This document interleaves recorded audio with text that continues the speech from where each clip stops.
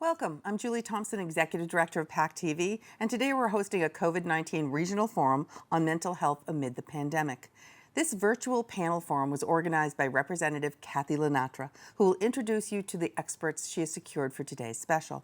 To watch this forum live in Kingston, Plymouth, Pembroke, and Duxbury, visit our government channels or watch online on our streaming channel by visiting pac-tv.org/live.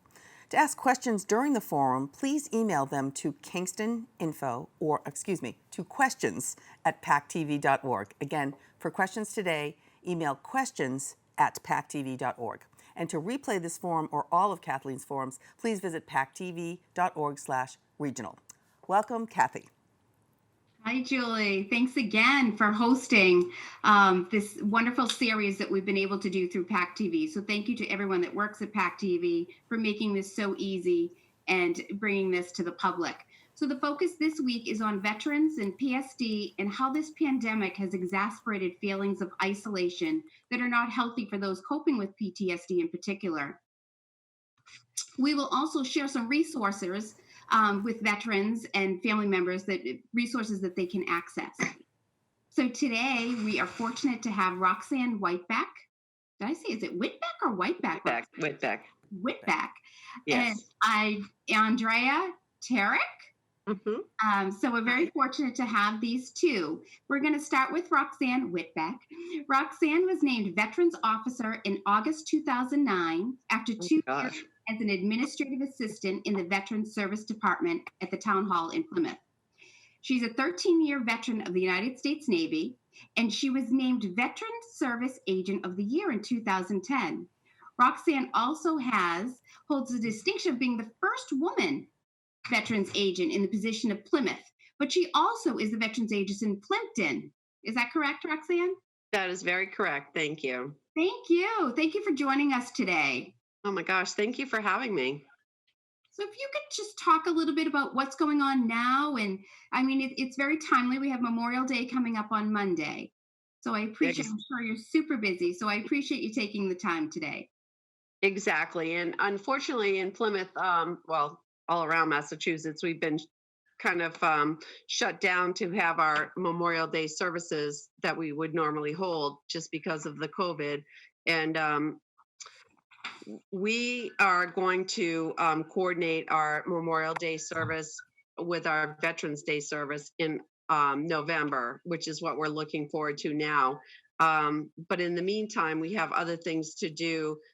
This weekend, I'll be laying wreaths at all the our war monuments in Plymouth, and also June, I think it's June 14th is Flag Day, but we're going to do a placement of the flags for the veterans' graves on that day, since we didn't get our flags in time, which is very unfortunate. But we are going to make a very special day of it on Flag Day or Flag Day weekend. So that's what we're looking forward to.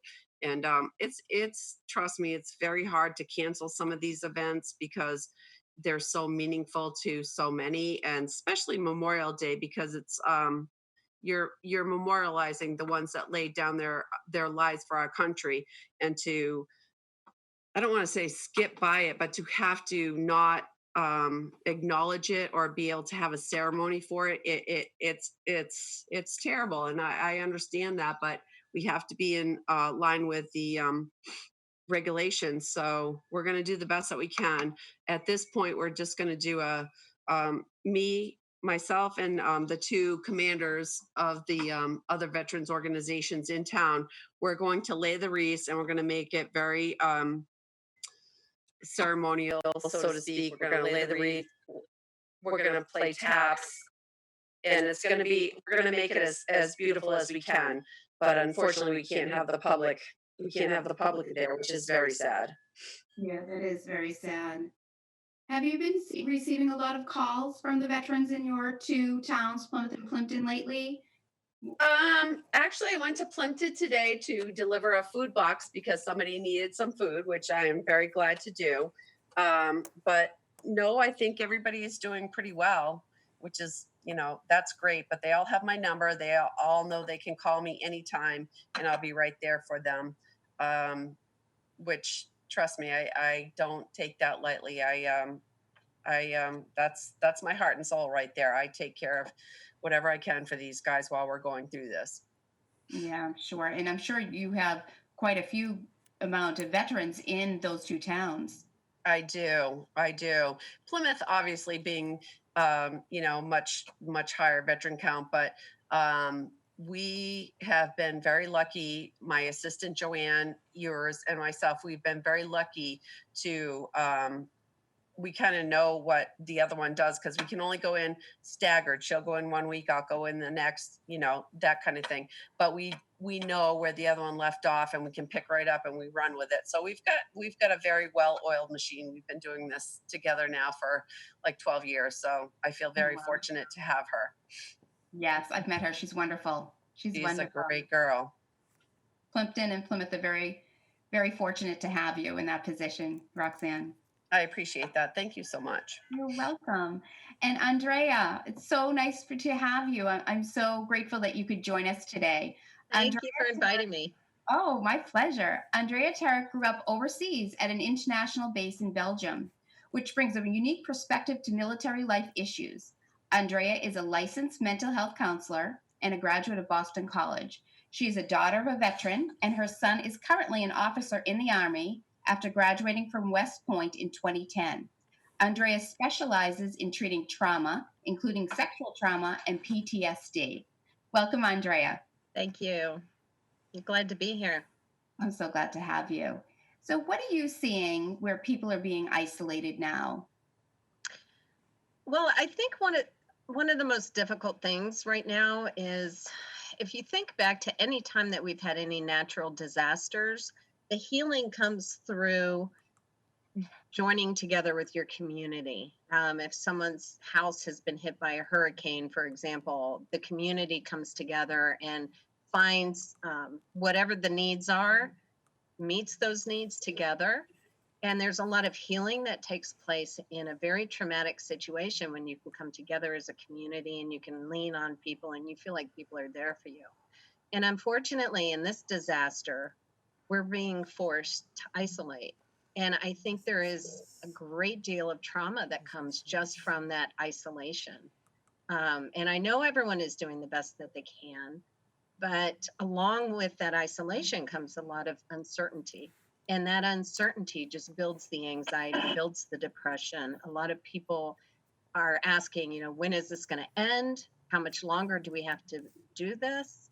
And unfortunately, those questions cannot be answered. No one has those answers. And so it's just this perpetual wheel of anxiety, depression, and isolation. And I have found the most helpful thing is to try to stay in the moment. If anyone does yoga or meditation, those are exercises, both physical and mental, that keep you in the here and now, that keep you in the present moment. And that's easier said than done. In our society, we're constantly taught to move forward, do more, be more, use more. And so we're not skilled at being mindful. We're not skilled at staying in the present moment. And when we can exercise that, whether it's through reading a meditation, YouTube has some wonderful meditations on it, anything that we can do to try to stay in the moment and not think forward, because that just perpetuates the uncertainty. Yeah, I'm sure. Julie, did you say that I'm seeing that you might have a question? Oh, there's always a whole bunch of questions. One of the ones that is kind of a theme that is coming through is veterans have a kind of a brotherhood, just like police officers have a brotherhood, that kind of thing. So aside from all the things in their own lives, their own families, their children, their spouses, their jobs, whatever they have now, they also, I would assume, are also concerned with that brotherhood. Roxanne, could you speak to how that is heightened right now? Actually, you know what? We definitely have a brotherhood or a sisterhood, and you always want to watch the back of a brother or a sister who's not doing as well. So we always have that, I'm going to say, radar out for veterans that are less fortunate, that are struggling, because my my um, my experience with veterans is they will be the last person to say, "Can you help me?" Um, and that's part of the problem, is when they come to the table, or come to my table, I should say, they've already gone through everything, so they're definitely down and out, and it's unfortunate. But you know what? We're right there for them, and trust me, I truly believe our veteran service officers in our area, Plymouth, Plimpton, Kingston, Carver, we have great people in those seats to take care of people, to know where we need to go with veterans. So I hope the public knows that we've got good people in charge that are not going to let the ball drop. Right. Another question on that is, Kathleen, over the past 4 weeks when you've been having these mental health amid the pandemic forums, we've touched a lot on how suddenly it's being brought out into the public that it's okay to ask for help. It's okay to be struggling. It's okay to talk about it. I think we've messaged that more than ever over the past 4 weeks. Do either of your guests feel that this has actually, to what you just said, Roxanne, has this maybe helped the veterans to see that they're not alone in asking for help, and then suddenly everyone needs to be asking for help at this time? Is that comforting at all to them? You know what? If I was on that side of the fence, I would be able to answer it better. But I just know that every phone call that comes into our office, we treat it with, dignity and respect that they deserve. And everyone handles things differently. There's a lot of different struggles on lots of different levels. So, one call might be for food, or one call might be to do a claim, or somebody else's, what's going on with my claim? Why is it being stalled? And it's not being stalled. Unfortunately, we're just we're in a holding pattern in so many ways in our lives. So, I think that actually, the veterans, I got to tell you, the veterans that I've come in contact with are very understanding, and they just kind of like waiting, riding the storm out, so to speak. Good for them. And did you have any comments on that, Andrea? Andrea, excuse me. No. Okay. I just wanted to go back to Roxanne for 1 second. When you mentioned that it's hard for a veteran to reach out for help. And as you know, I have a son that's overseas in the Army. Yes. And when I spoke to him a few weeks ago, I just, being a mother, felt that there was something wrong. And wouldn't you know, I get a text from today, and whose letter did he get today? But Miss Roxanne Whitbeck's, and he wanted me to thank you. So I wrote letters, and I had some friends write letters, and he got them today. And he's 6 hours ahead of us, and he sent me a text, and he was so grateful. He wanted me to make sure that I told him I was going to actually see you today. He wanted me to make sure that you were thanked, but it made him happy. But he never would have admitted or asked. Of course. Yeah. And you being the mother, you can kind of see that. And we always watch out for our kids. But you know what? When our kids become soldiers, it's a different kind of momhood at that point. It's not, you know what I mean? They're soldiers now. And it's like, and we're still moms, but they're going to let us know where they want us to step in. And they're proud men and women that we've raised. And I couldn't be more proud. I've got a son that's serving in the Navy, and I couldn't be more proud. And Andrea has two sons serving. So you know what? We get it. And Kathy, you have a son serving as well, so we understand. But it's hard because it's not in our control anymore as a mother. I think too, going back to the idea that PTSD has been so stigmatized, and that's been a barrier. And now I think because everyone is experiencing this giant trauma of this pandemic, I think that has oddly destigmatized it somewhat. I hope so, Andrea, seriously, because PTSD, a lot of people, and I have to say this as taking a claim, taking claims every day. I have people that say, well, you know what, I have an FID card, or I have this, or I have that, and I don't want to claim PTSD because I'm afraid I'm going to lose that. And it's like, you're not going to lose it. You just have to, you don't ever have to disclose to somebody what your disability is. If you want to say you're a service connected disabled veteran, that's fine, but you never have to disclose what your disability is for. And I've had way too many people go into that exam thinking they're going to lose an FID card, or they're not going to be able to have their job as a this one or that one. And you can't go in there like that. You can't. You have to spill your guts out, and you have to say what's bothering you. Just like they came to me and told me what was bothering them, and I passed that on. You can't hold back in the comp and pen exam, because if you do, you're just gonna you're going to ruin your claim. But they're afraid, and that's where, Andrea, maybe you can speak to that. How do they get past that, being able to disclose and not being afraid of losing a job or losing an FID or whatever? Well, when it comes to PTSD and trauma, so one of the first things that as a mental health clinician that we do is we create safety. We don't address the trauma right away, which is very different from your job, Roxanne, because I imagine you get right down to I business. get the trauma. Exactly. Yeah. It's not always easy trying to drag it out of them. You know that. No. And so establishing a relationship of trust with them, trust with their environment, is very, very important. And unfortunately, it's not something easily done, and it takes a while. And so that's quite a challenge. And so for anyone to go into a meeting where they feel like they have, their life on the line again, um, their livelihood on the line, their opportunities on the line, and they're talking to a complete stranger is just has the potential of creating more anxiety than they can bear. Right.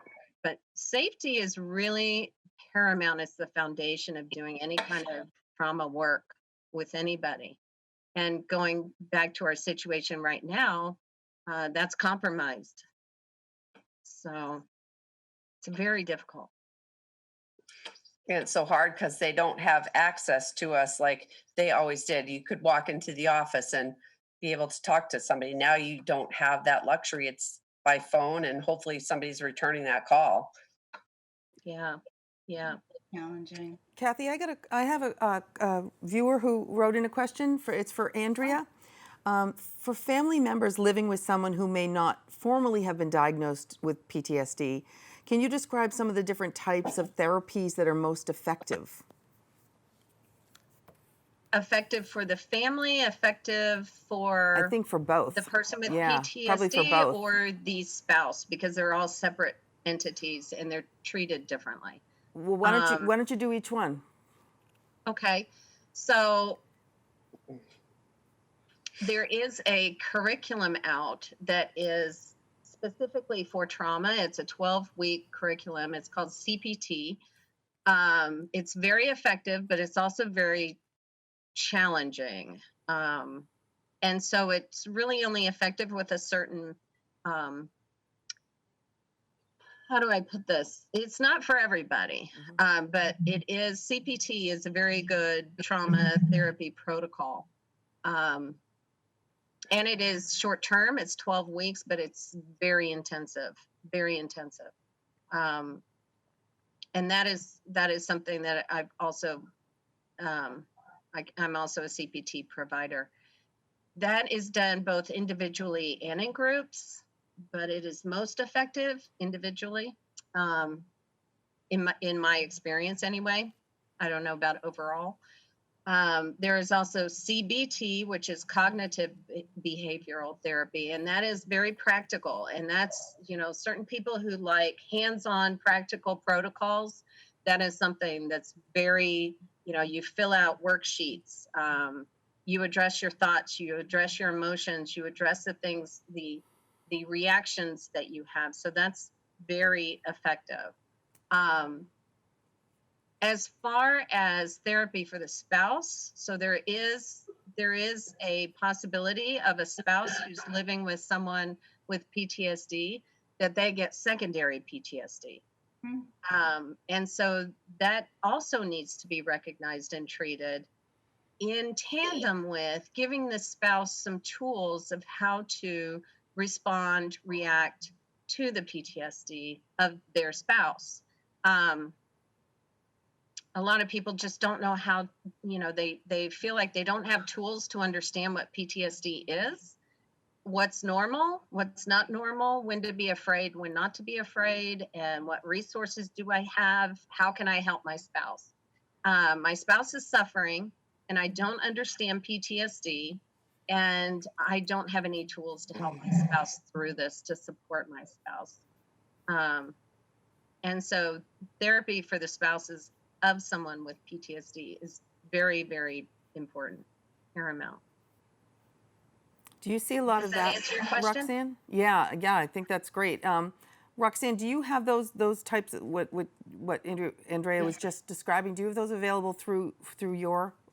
Well, Andrea and I agency? work very closely together, which is a great thing. But she just brought that to mind, that you know what, something I've never even thought about is the spouse of a veteran who's suffering from PTSD as secondary PTSD, and it's so true. But I just, you know what, you never know it till somebody says it. It's like, okay, yep, for sure. So yeah, that's really important, is not only the care of the veteran, but the care of the spouse as well, And the family that might be I was living thinking- with. Yeah. Absolutely. Yeah. And if there's signs that people can look for, is it easier if you're given kind of like a roadmap of these are the things you really need to look for? If you know you have a veteran that has served in your home, is that helpful? Well, I can tell you some of the symptoms that veterans have explained to me, as you know, what their PTSD is self-isolation, staring away from big groups, loud noises, having your back to the wall where you can see how you can get out, just like hypervigilance. So I think that that's real to them, and God bless them. You know, they've been in situations that we haven't. So anything that they share with me, I'm like, I'll take it in and do the best I can with it and help them with their claim. And 9 times out of 10, we're very successful. I go to training 3 times a year, and I feel that my skills as far as taking a claim are, you know, they're good.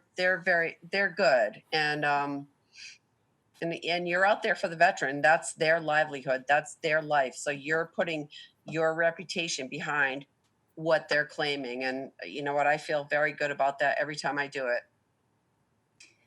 I have a question. So, Andrea, the what Roxanne mentioned, some of the signs. I have a husband that's in law enforcement, and we're friendly with a lot of people in law enforcement and first responders. So, for someone that is a first responder or in law enforcement or a CO, would those be some of the signs as well? Yes. Hypervigilance is definitely a sign. Another sign of PTSD is numbing. They don't feel anything. They're not, they have an awareness that they should be feeling more about their family members or about a situation than they do. And so that's another, they'll mention that awareness, that I should be feeling more, I should be feeling sadder, I should be feeling more compassionate, I should be, engaging more with my children, and they don't. And there's reasons for that too. People with trauma often have nightmares and night terrors, and night terrors are something that are observed by a family member, not by the person having them. They'll wake up and think they had a normal night's sleep. They might be a little tired and foggy, but their spouse will tell them, you were thrashing, you were punching, you were yelling, you were crying, and I couldn't wake you up. And they'll have no memory of it. So night terrors are just as damaging as nightmares, and they're harder to treat. I have done a lot of dream work with clients with PTSD, and that is just something really interesting to behold. Oftentimes, people with PTSD will have the same dream, either in various versions, or they'll have it over and over and over again. And when we do the dream work on it to find out what is your subconscious trying to tell you needs to be addressed, then they stop having the dream. And so that's a whole nother area. But with night terrors, we can't work on what is happening subconsciously, and so we have to do other work around it. The hypervigilance that Roxanne is talking about is across the board. Anyone who has been in any kind of role where they're in charge of other people and they're worrying about other people and they feel responsible for other people's safety will definitely experience the hypervigilance even when they're not at work. The numbing that happens is sometimes due to a subconscious fear of losing loved ones. So if I don't draw close to my loved one, then if I lose them, it won't hurt as much. It won't be so devastating. It won't be so life-threatening. And this is subconscious. It's not conscious. And so again, going back to a spouse who is dealing with someone with PTSD, they feel rejected. They feel isolated from their spouse, not understanding that the spouse also doesn't understand why they're numbing and isolating from their family members. And so sort of working together with them to understand that a lot of this stuff is subconscious. It's coming from the primitive part of the brain that is all about survival, not happiness. It's about survival. And that's the part where the amygdala is, where our emotions come from, particularly anger, because it's all wrapped up in fight or flight or freeze. And so the way that our brain operates is very normal to a trauma. We are supposed to have certain things happening in our body, a numbing that takes place, or adrenaline rush that makes us stronger so we can fight or we can run. And those are normal reactions to a dangerous situation. But with PTSD, they're overemphasized and they're no longer being controlled by the prefrontal cortex, which is our reasoning part of our brain. And so those two different parts of our brain come in conflict, and it scares the veteran. It scares them. And so it scares anyone with PTSD. And so they are having normal reactions to an abnormal situation. And when they can understand that, because they feel like they're going crazy, someone who has PTSD feels like, I don't have control over what I'm thinking, what I'm feeling, what's happening here, my body sensations. And so when they can understand this is a normal reaction to an abnormal situation, they can start to get help for it, if that helps. It does. That's my concern. As we go through this pandemic, a lot of our first responders and such, or people that have already suffered from PTSD with all the isolation, that a couple months down the road, people will have these feelings and not know what it is. And as you said, their spouse or their partner or their family may not either. So it sounds like we need to have an understanding, is what I'm saying, of what these feelings are, because if we can recognize them as they come up. And I'm sorry. It's fascinating what you just said, was just absolutely fascinating. The two things, the hypervigilance and the dreaming. And we've had a number of people, experts, Kathy, that you've had on these forums that talk about how people that have not been veterans or have not been first responders are having really, really brilliantly graphic dreams that are real. They remember them and they've never had them before. So not only are the veterans dealing with that and all the other things that are piled on top of that, but people that have not been through PTSD are also having that. And to speak to your hypervigilance, I would think you said that a lot of veterans are used to being in control of keeping their people safe. And that's because they could control the environment and they're always watching the environment. And now I would assume they feel like they have no control over the environment either. So that must be a double whammy. Exactly. Anyone who's been trained in their job that is a dangerous job where they're in charge of other people or they are being relied upon by other people, it might be the guy or the girl right next to me. Anyone who experiences that feels this sense of responsibility, right? And then they've been trained how to handle dangerous situations, whether they're in the medical field or whether they're in law enforcement or corrections officers. They have a support system in place. They have people to their right and to their left who are trained like they are to handle whatever their particular job is to do. And in this situation, we don't have answers, we don't have tools, right? And so that feeling of I'm not prepared, that feeling of what's going to happen next, I think is emphasized for people who are used to having the answers, used to having the training, used to being prepared for anything that's going to happen in their field. Are you seeing a lot of that, Roxanne? No, I agree with what she's saying 100%. And like I said, this is spreading way past veterans now. This isn't just a veterans thing anymore. PTSD, not that it ever has been, but I think that's where the highlight remains is veterans with PTSD. But you know what, people that are facing new challenges, seniors that are isolated for months on end and don't have anyone to talk to or whatever. Those are things that are going to bring PTSD. I think they're going to bring PTSD around, but if the veteran doesn't want to recognize it or doesn't know what it is, I'm not sure how we can help them. But this isolation is terrible for a lot of people, especially for our seniors. What can we do as neighbors, friends? What can everyone do to help anyone that might be suffering from this? I mean, even as little as I've heard a lot of people say, just be extra special nice because you don't know what people are going through. Can you give advice to everyone? Because you have a population there that we have to be hyper vigilant about and hyper careful and try to help.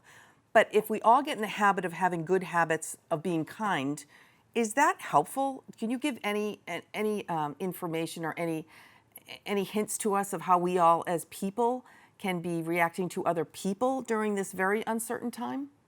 We can start with Roxanne and then definitely go to Andrea. It just makes me sad that we have to be reminded to be nice to other people. I'm sorry. I that's not my mantra. And, it bothers me that, you know what? Everyone has their own story. Everyone has their own situation. Just be kind. You don't know what they've lived through. You don't know what they've done. Just be kind. And I think that we're losing that, unfortunately, due to the people that are shut in or whatever. But I think we're losing that. And you know what? At the end of the day, we're all people and we all have feelings, and let's just treat each other decently. That's really, that's to me the crux of it. You know what? We can get through this, but just be kind. Be kind. And it's so much easier to be kind than to be hateful to somebody. Correct me if I'm wrong, but you know what? Let's just bring kindness to the table.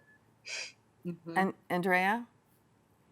Yeah, I think absolutely, Roxanne. And she is such an example of kindness. I mean, just today she was out delivering a food box.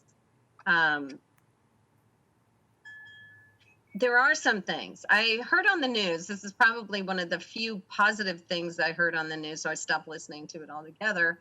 A gentleman, I think this was in New York, went out and bought some roses and put a rose on the doorstep of each of his neighbors. So there was no contact, there was no personal contact, but it was a message of, you're cared about, you're thought of. A simple gesture, but meant the world to his community. I know someone else who painted rocks with hopeful sayings on them, saying, keep hope alive, or, stay positive. Any kind of positive remark was left on this rock, and they put it out in a park for people to find all over the place. And gestures like that, you know, take me home and remember your loved kind of thing. Any gesture like that makes the person doing the gesture feel so much better about themselves, about their contribution, because isolation is not just about other people can't come to me. It's also about I can't reach out to other people. I'm not being heard. I'm not being seen. I'm not being felt. And so anytime we can do a little gesture where we're putting it out there and we're connecting with complete strangers, even in a safe way, it makes two people feel better, not just one. You know, whoever And has don't you something. think? And don't you think that goes so far, Andrea? It really does. Absolutely. Absolutely. And that's almost a So habit. little things. It's almost like a habit It's you the have little to. things. A phone call. Yeah, you have to get into this, doing this again. It's, we for the last 10, 12 weeks, we've all been kind of insulated, or how do I handle my specific area? How do I handle my life, my family? And is it a habit that you just begin to, you try to smile at people, you try to give them a nod, you try to, like that's beautiful, to put a rose on your neighbor's, you know, doorstep. That's just wonderful. It's habits that we can get into and we can do every day. It doesn't cost you anything except kindness. Yes? Exactly. There was one comment about the soldiers' home that had so many deaths. What does that do? What does that do for veterans when they hear that soldiers, so many of them died in a particular soldier's home of COVID-19? Well, you know what? I'm going to leave that to the experts to figure that out. It breaks my heart that the numbers are so high. I don't know why they're so high, but you know what?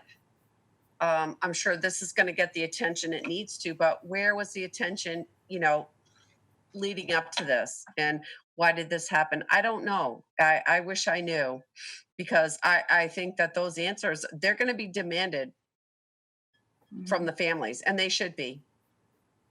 And to speak to that also, connecting it to what we just talked about, acts of kindness, a photographer went to the homes of each of the loved ones that passed and did, I believe it was a slideshow, it may have been more, but took pictures of their loved ones and made it like this presentation or a memorial for them that I've heard is really beautiful. It is really nice. I've seen it. It's amazing. So that's that act of kindness that can counteract this horror that we're living in. What a wonderful story. That's great. And there are those stories, if you look for them, they're everywhere. Kathy, you must hear everywhere. You must hear an awful lot about the kindness stories that go on. Kathy, don't you, as a state rep? Sorry, I didn't hear my name. Yeah. I do. And it's funny, you know, just driving through and we see everybody has a heart on their door, or they have those wood pallets with the big hearts on them. If you walk through my neighborhood, we have a neighborhood website, Facebook page, and someone put a map on there to find those kindness rocks throughout the neighborhood. The children are drawing in their driveways, you know, stay safe, we're all through this together, we love you. So I see lots of those things just in my own neighborhood, in my own district alone, but there's so many wonderful stories. I just wanted to go back a little bit because as I was listening about making people feel safe. And I think as a parent, I think that's our duty too, because I know our children are going through something right now, and to make them feel safe, even though we really don't have all the answers. But I thought that was a very important point, is that when you start your counseling, that you make the person feel safe. So as a parent, that really hit me, is when they have questions, as long as they feel safe at home and with their parents, I think that would make a big difference too with our children. Absolutely. Absolutely. And what about all the graduates now that have signed up to go into the service? And I think they leave in June or July. Is there something different this year that obviously, that we've ever had before. And how do parents, how do teachers, administrators, how does the community help those people and those families? Because not only are you're sending off your children into a whole new world, but you can't control anything about their world. Kathy, you must feel that. You just brought me right back to when Nick went in, and I teared up there for a minute. And that was during regular times, and I felt that I couldn't control the situation there. And to me, it was seriously one of the hardest things of my life to let him go and do that. As proud as his father and I were of him, it was really hard. So the way that it is now, I'm sure it's much more difficult, and my heart goes out to the parents and the siblings of everyone entering the military now. And, you know, good for them taking that step. They must be so proud. Can I just say one thing on the heels of that is a lot of people assume that they can, oh, you have someone in the service, call Veteran Services, they'll give you an address to send a card to, and that doesn't work. Kathy had emailed me her son's address, and I was able to send a card, and I'd send a card to everyone that's serving. That's not a problem for me, but we don't have this magic list of all the people that are serving. We have no idea. It's all protected information. So if anyone has a son or daughter that's serving and they want us to recognize, please just send me a note. I will make sure we get a card out to them as soon as possible. But for people that think that that's an automatic thing, or we know that information, we don't. It's all protected information. So like I said, I would be more than happy to send out a card, several cards a day, as long as I have addresses.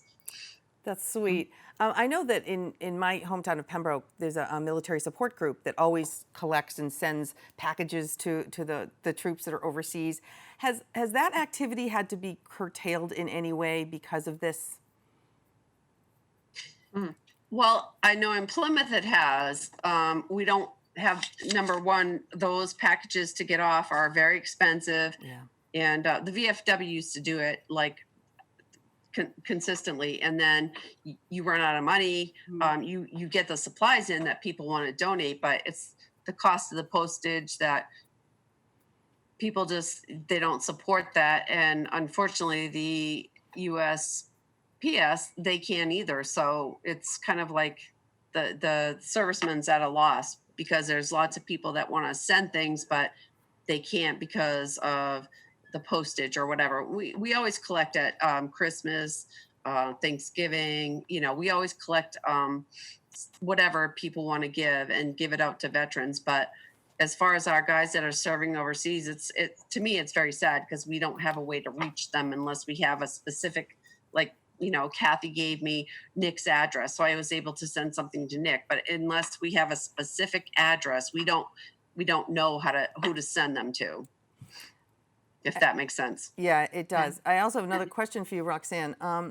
How veterans can find their Veteran Service Officer contact information if they aren't from one of your towns? And are there websites that either can help them, suggesting also with PTSD symptoms awareness, treatment, etc.? Is there universal websites and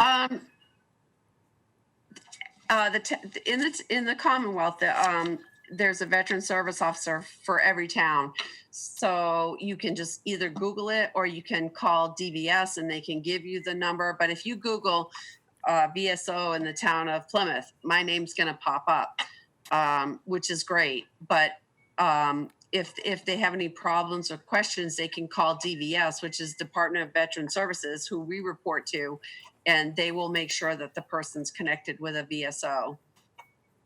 And what about websites? Which is important, because you got to know what your VSO is. Oh, absolutely. And I would assume that Veteran Service Officer could help them with websites or suggestions for places to go for every other. We get questions all the time. I have to laugh, because the other day somebody called into Veteran Services and said, "Well, we want to get chickens, and we're veterans in Plymouth," and it's like, Okay, well, that's not our wheelhouse. You have to talk to the Board of Health about that. But anything with the associated with veterans, it comes into our office, and we're lucky enough to be able to send them where they need to go. But we will always help people that have questions. So if it's a veteran, the word veterans in it, give us a call. We will help you. Absolutely. That's wonderful. I know there's a lot of kids that are getting together and like making cards for the first responders, and they're making hearts and they're making little things that they want to give to the nurses and doctors and the police officers and the fire and EMS. Is there any way that people could do this for our veterans?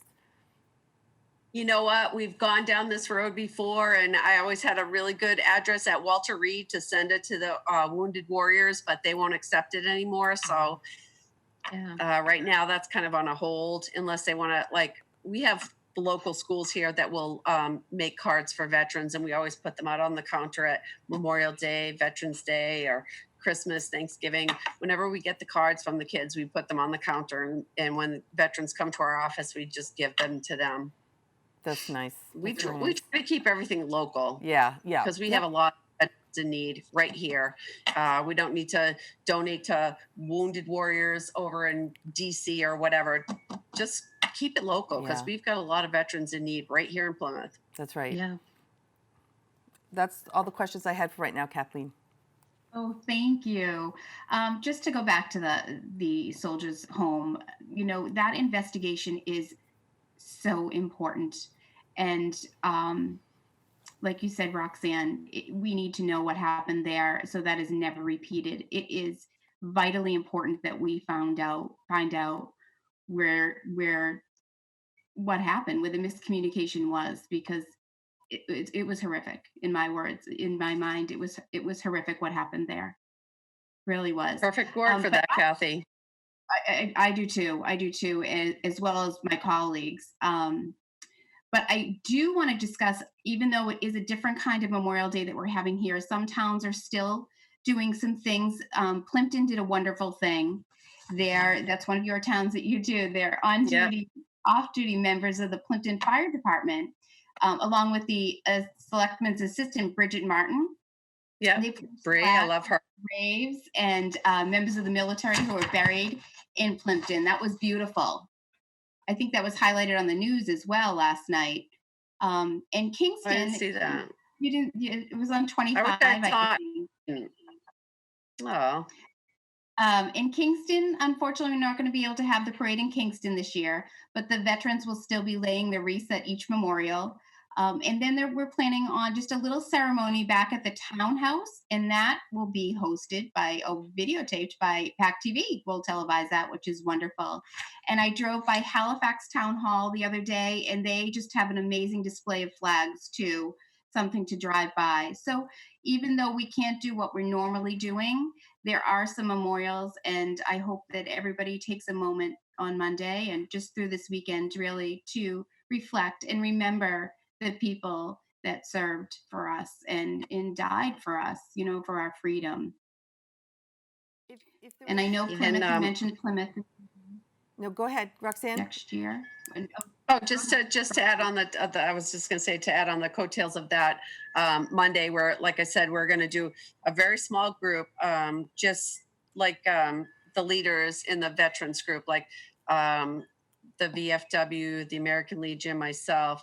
We're going to go to each memorial, and we're going to lay a wreath, and we're going to say a prayer, and we're going to play taps at each one. We can't advertise that because we can't have crowds, but that's what we're going to do. And it's important to the veterans in town that they said, Roxanne, we need to do something. And I'm like, I'm with you. As long as it's not a bigger group than 10, we'll just make the small group, and we'll just go around and we'll do what we can. And I hope people appreciate that for what it is. I get that they want to have a parade. I get that they want to lay or do the flags. And trust me, I want to do it too, but we haven't been able to. So we're going to wait till a time that we can, and we're going to honor the way we can with the restrictions that are facing us. And I just hope that people understand that we're not cutting anybody out. We're not discluding anybody. It's just, we need to be safe. We need to make sure that we do it within the regulations that are handed to us. but we want to make sure that the veterans know that, you know, we understand Memorial Day. It's a given. You know, we understand what the meaning is, and we're not passing it by any stretch of the imagination, but we just can't do it the way we want to right now. So we're going to kind of go by, and we're going to recircle back, hopefully in November. For us in Plymouth, in November, we're going to make it a joint ceremony, which is hard because they're just so different. Veterans Day is so different than Memorial Day, but we're going to do what we can do. That's wonderful. Thank you. I just want to thank all of you. Andrea, do you have some last words for us? I just thank you so much for having me on here, and thank you, Roxanne.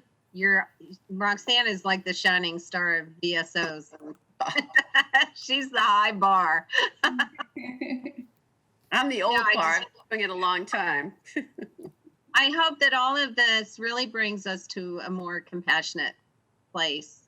And like Roxanne said earlier, that, you know, we start focusing on kind acts and kindness and what that means. And this is certainly a wonderful opportunity to really figure out how to do that. It is. Ladies, thank you so much. This has been wonderful, as usual, Kathy. You bring together really great peoples and really great subjects. Memorial Day is on Monday, and there's things you can do. You can go to a cemetery, and if you see a veteran's grave, you can put a flower down there if no one else has visited. There's things you can do. You can post something on social media, even if you don't know a veteran or don't have one in your family. Roxanne, you're right. We should be kind every day, but being reminded of being kind, it's okay to be reminded. Step out of yourself for 2 seconds. Exactly. Yeah, step out of yourself and just remember that everybody is going through something right now. I wanted to point. Exactly. Yeah, I wanted to point out on Kathy's. If you go to LaNatra.com, if you click under the COVID-19 tab at the top, and then you clicked on mental health services, all the different. All the information, I should say, that you've had over the past 4 or 5 weeks is all on this particular page. So all the resources that you might need are under this mental health services tab, and I'm sure, Kathy, you will add today's information to that as well. Mm-hmm, of course. We will, yeah. Okay, and it's been just really wonderful. If you notice today, you have the date stamped on here and what day we filmed this particular forum through Kathy LaNatra. And if you want to see this again, go to pac-tv.org/regional. We thank you so much for putting this together. Roxanne, thank you. Andrea, thank you so much for being here. This is great information today, good reminders to all of us. This is Julie at PAC TV saying have a wonderful Memorial Day weekend, stay safe, and we'll see you next time.